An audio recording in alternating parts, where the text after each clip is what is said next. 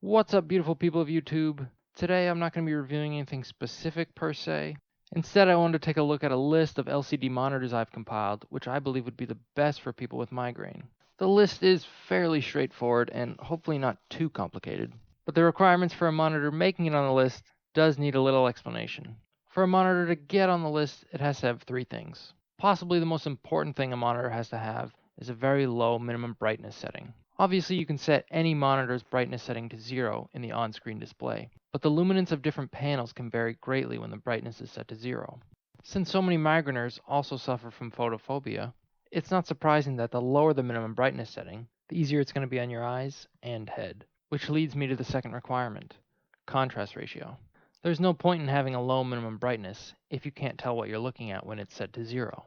For those unaware, contrast ratio is a number which gives you the difference between the brightest colors and the darkest colors. At the minimum brightness setting, a monitor that can achieve a 1000 contrast ratio is excellent. The contrast ratio will also vary depending on the panel type. IPS and TN panels typically hover around the 1000 mark, whereas VA panels are usually around 3000.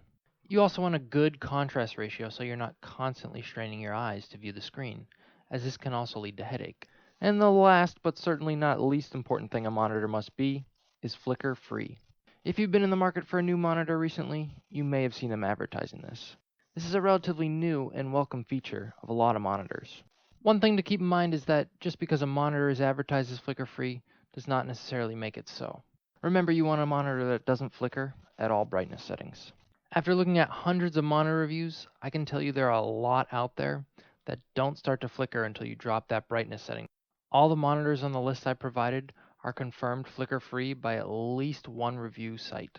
If you want to play it safe, I recommend buying a monitor that has 2 review links, as I myself have purchased a monitor in the past which was reported as being flicker-free, but clearly was not. I'm not sure if this was due to variance in the panels or faulty testing methodology by the review site. The review site was Playwares. Now they're only listed as a source for a couple monitors, but if you're going to buy a monitor from the list, just take their review with a grain of salt. Now taking a look at the left side of the spreadsheet, screen size and resolution are pretty self-explanatory, but price is a little bit of a different story. Unfortunately, a lot of these monitors have been discontinued, and some you might not even be able to find available for sale online.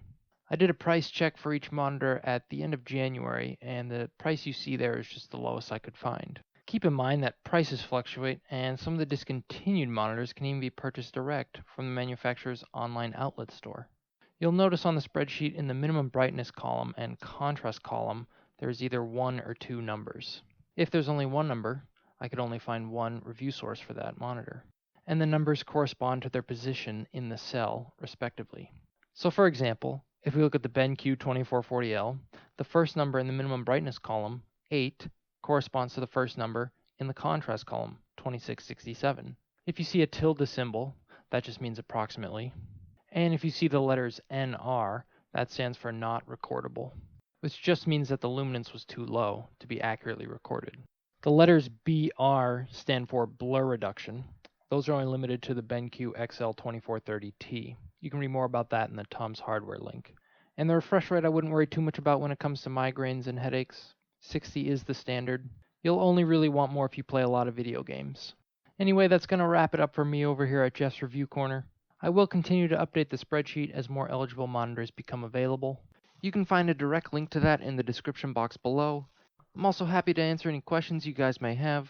As you probably could have guessed, I am a migraine sufferer myself.